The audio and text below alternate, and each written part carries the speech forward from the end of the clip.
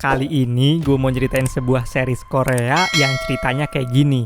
Di sebuah kota yang damai tentram tiba-tiba kena kutukan cuy, gara-gara diangkatnya sebuah kepala patung Buddha raksasa. Jadinya satu kota kena efek kutukan ini. Nah, kayak mana tuh jadinya? Sini gue ceritain series Korea yang judulnya Monstrous.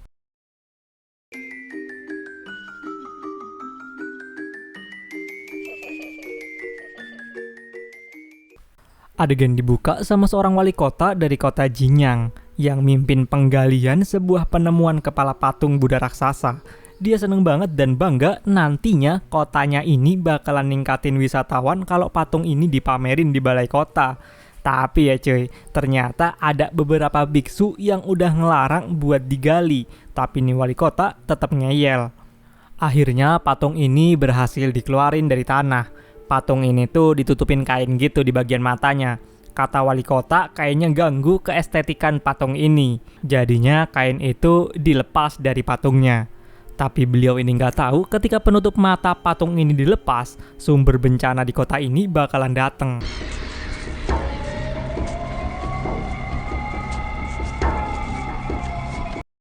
Nah ini nih Won-suk. Dia tuh pekerja yang semalam gali patung. Dia lagi ngebersihin patung ini dari tanah. Dia ngeliat patung ini tuh kayak agak lain gitu. Abis itu pun dia buru-buru mindahin pakai truknya ke balai kota. Di jalan ada supir taksi yang ngeliat patung ini juga.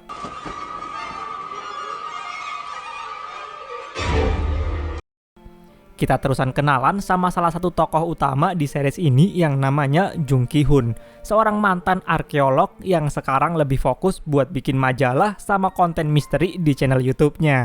Dia terusan nemuin teman kuliahnya yang sekarang ini jadi dosen. Ternyata si dosen ini manggil Ki-hoon karena ada biksu yang mau minta tolong ke Ki-hoon. Si biksu ini minta tolong karena ngebaca majalah Ki-hoon yang sempat ngebahas tentang misteri patung Buddha ini. Kata biksu-biksu ini, patung itu tuh ada roh jahatnya. Mereka minta tolong buat nyari tahu patung itu sekarang ada di mana, sama minta ngartiin tulisan di kain yang nutupin patung itu, karena itu tuh pakai bahasa kuno.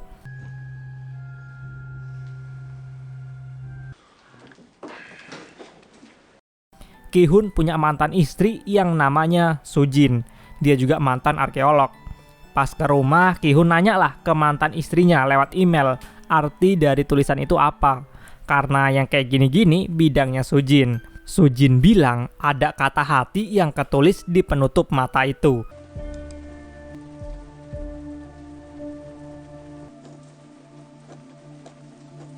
Wow.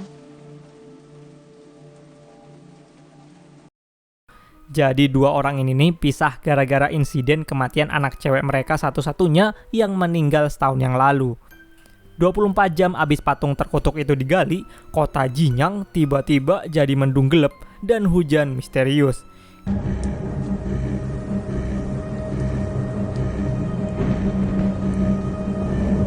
Kita ke Won-suk, si pekerja penggali patung. Dia akhirnya udah mindahin patung itu di balai kota. Dia mampirlah ke bar langganannya.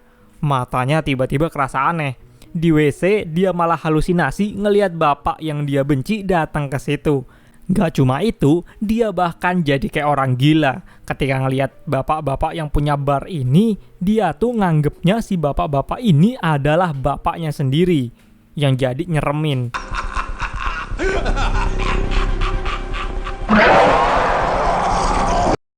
Sama Won-suk dihajar habis-habisan. Padahal ini tuh si bapak yang punya bar.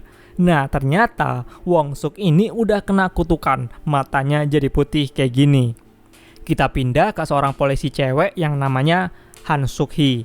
Dia punya anak yang kurang akrab sama dia, namanya Han Dok-young. Karena nih bocah main HP mulu, ketika emaknya lagi ngajak ngomong, HP anaknya ini pun disita seminggu. Tiba-tiba dia ditelepon sama anak buahnya yang ngabarin di kantor lagi ada masalah. Di jalan, dia ngerasa aneh, kok cuaca ini ekstrim banget. Hujannya tuh kayak aneh, kayak bukan hujan biasanya. Dia terusan papasan lah sama sopir taksi yang tadi pagi. Dari mata sopir taksi yang udah jadi putih ini, berarti nandain kalau orang ini tuh udah kena kutukan. Dia jadi emosian dan nyetir ugal-ugalan. Dan hampir aja nabrak Sok-hee. 그날의 병원비만 몇백만 원씩 낸다 또한. Sampai kantor polisi ternyata ada Wong Suk yang udah ditangkap. Nih cewek ternyata kenal sama Wong Suk. Dia heran ngapain kok diborgol padahal nih orang dia kenal tuh sebagai orang baik. Pas dideketin tiba-tiba nih orang kerasukan gitu dan mau nyerang Sok-hee. Sampai-sampai tangan Wong Suk yang diborgol ini patah.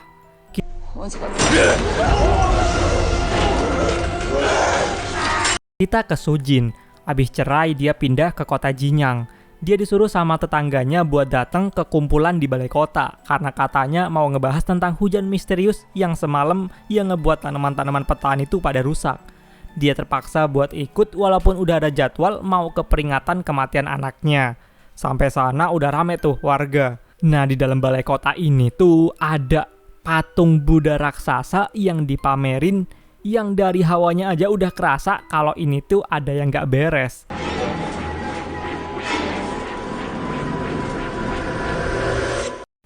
Kita pindah ke preman sekolah yang baru aja keluar penjara, yang namanya Kwak Yung-ju. Dia dendam sama Dok Yung gara-gara emaknya yang seorang polisi masukin si Yung-ju ini ke penjara. Dia ngedenger kalau Dok Yung sekarang tuh lagi kena hukuman kerja sukarela di balai kota. Dia bareng gengnya pun OTW ke sana. Kita ke Ki-hun yang datang ke krematorium yang nyimpen abu anaknya. Dia mau pergi dari situ lah malah mobilnya mogok cuy. Kita ke para biksu yang ada di kuil. Nah, biksu yang kemarin itu nerusin investigasinya buat nyari tahu kutukan sama roh jahat apa yang ada di patung itu. Tapi tiba-tiba dia disuruh berhenti sama kepala biksu karena si kepala biksu ini dapat perintah langsung dari wali kota. 일준아, 그만둬. 네? Dok Yung yang abis bersih-bersih ini didatengin lah sama Yongju bareng gengnya. Di atas balai kota ini, cowok ini pun dihajar dan dikeroyok habis-habisan. 다시 잡아올까요, 형? 그냥 둬. 저 새끼 저거 끝날 때까지 기다려. Di kuil, biksu ini nih sadar kalau ada yang gak beres di kota Jinyang sekarang. Sujin lagi lihat-lihat patung sama kain penutup mata. Dia negur petugas di situ dan bilang kalau harusnya patung sama penutup mata itu nggak dilepas. Tapi omongannya Sujin nggak digubris. Sujin pun matiin lampu yang ada di patung ini biar nggak ada yang lihat patung ini lagi.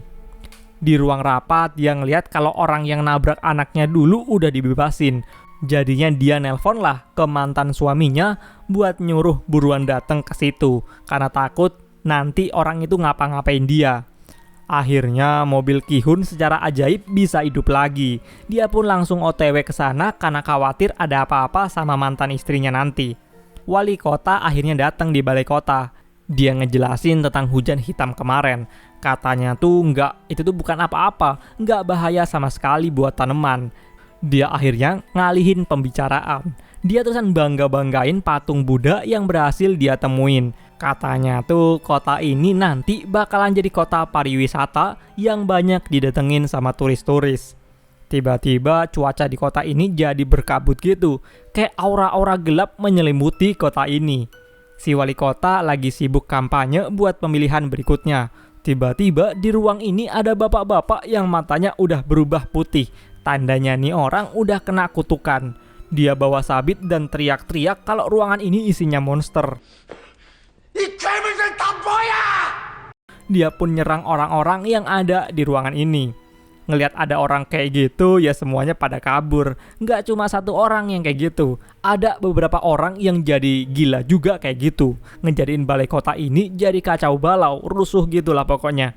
Orang-orang yang kena kutukan ini jadi pada brutal.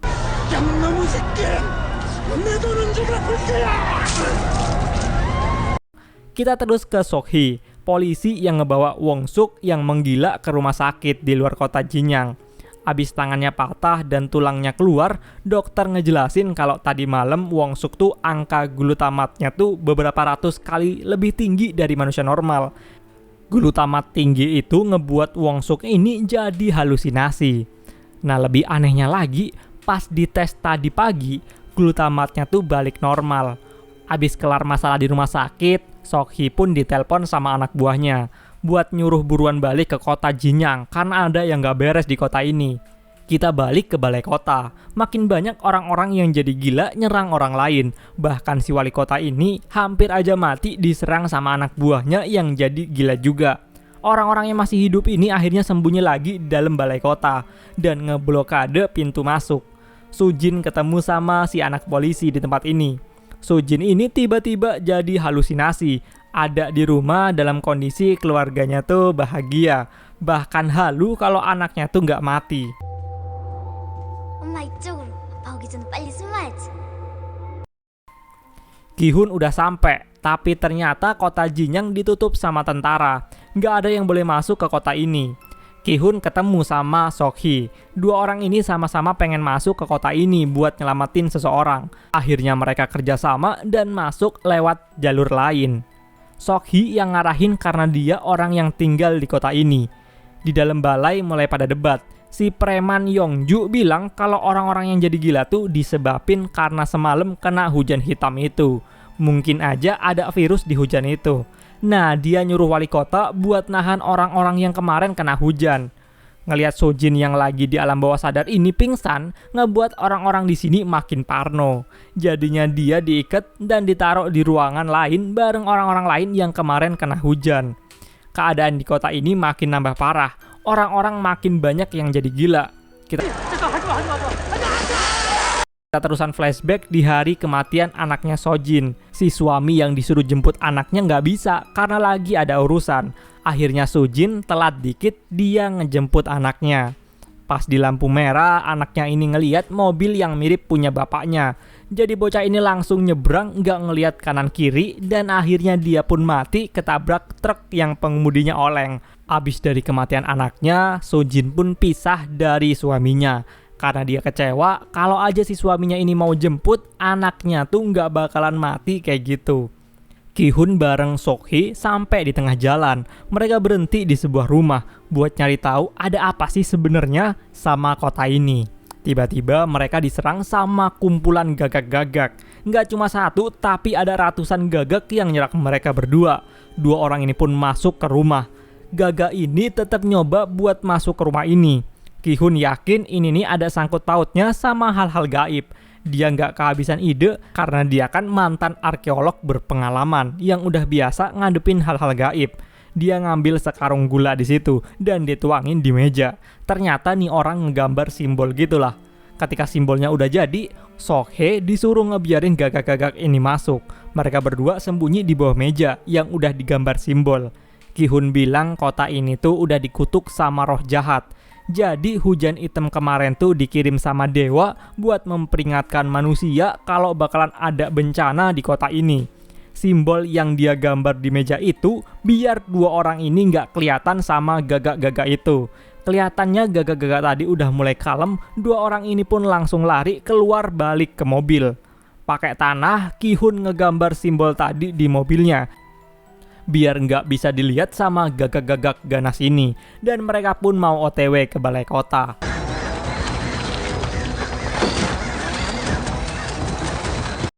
Kita balik ke balai kota. Sojin yang pingsan ini halusinasi makin dalam. Matanya pun berubah jadi putih. Dia pun nyerang geng preman yang jagain ruangan ini. Dengan nusuk pahanya pakai kayu lancip. Dia hampir aja ngebunuh wali kota. Tapi dihentiin sama Yongju. Karena tahu dia udah makin halu, si Sojin ini minta dibunuh. Tapi si anak polisi, si Do-hyung nahan. Biar nggak dibunuh si Sojin itu. 그래, 죽여줄게. Ki-hun bareng Sok-hee bentar lagi sampai. Mereka papasan sama salah satu polisi anak buahnya Sok-hee. Udah disuruh buat di dalam aja, nih cewek tuh malah ngeyel. Dia terusan diserang sama petugas polisi dan hampir aja mati. Untungnya sempet ditolong sama Ki-hun. Di luar balai kota ada emak-emak yang gila. Dia ngebawa bensin dan mau ngebakar gedung ini. Di dalam gedung, Do-hyung sama si preman Yongju gelut cuy.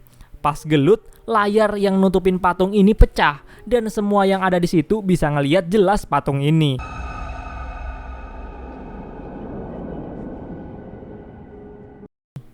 Si biksu nelpon, Ki-hun nyuruh buat nyegel patung itu dengan mata tertutup.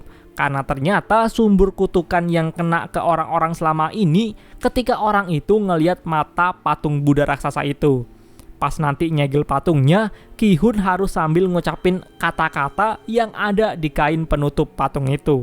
Si biksu bakalan ngadain ritual biar setannya melemah pas Ki-hun nyegel nanti. Ki-hun pun ngumpulin kertas yang dibasahin buat nanti nutup mata patung itu. Alarm kebakaran bunyi. Semua orang yang di sini langsung pada kocar-kacir keluar karena takut ada kebakaran. Mereka mau kabur dari kota ini naik bis. Untungnya ada sopir bis di antara mereka. Dokyung sama Sojin ditinggal di tempat ini. Tiba-tiba aja mata Dokyung berubah putih karena ternyata nih orang tuh sempat ngeliat mata patung itu. Mereka pelan-pelan ke arah bis. Baru aja jalan berapa meter, si sopir ternyata kena kutukan. Dia sengaja oleng dan ngebuat busnya keguling. Semua penumpang di dalam situ pun kena kutukan ini juga karena sempat ngeliat mata patung itu pas di dalam tadi. Dan akhirnya mereka semua jadi pada saling bunuh, termasuk si wali kota. Untungnya walaupun Yongju kena kutukan, dia berhasil keluar dari bus berdarah ini. Tapi nggak berapa lama kemudian dia pun mati.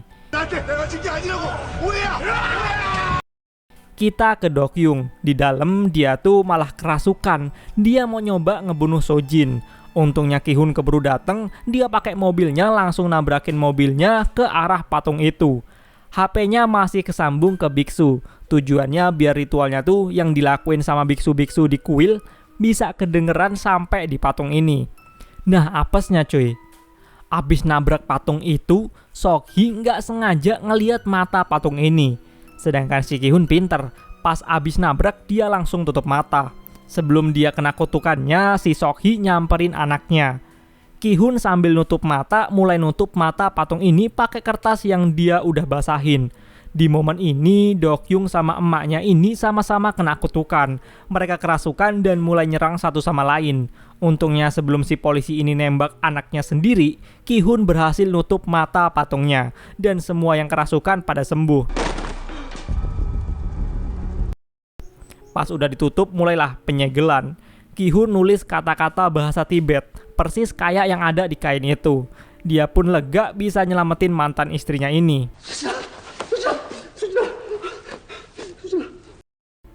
Lah malah sprinkle gedung ini tuh hidup karena ngedeteksi ada asap. Dan malah ngebuat kertas yang udah nempel gitu aja copot. Si Ki-hun jadinya nggak sengaja ngeliat mata patung itu. Dan orang-orang yang tadi kena kutukan balik kerasukan lagi. Terutama si Dokyung. Dia bareng emaknya tuh mau bunuh-bunuhan lagi. Tapi untungnya emaknya ini berhasil nahan diri. Dia pun ngeborgol tangan mereka berdua biar mereka nggak saling serang. Nah sekarang masalahnya si Ki-hun. Dia sekarang malah halusinasi cuy.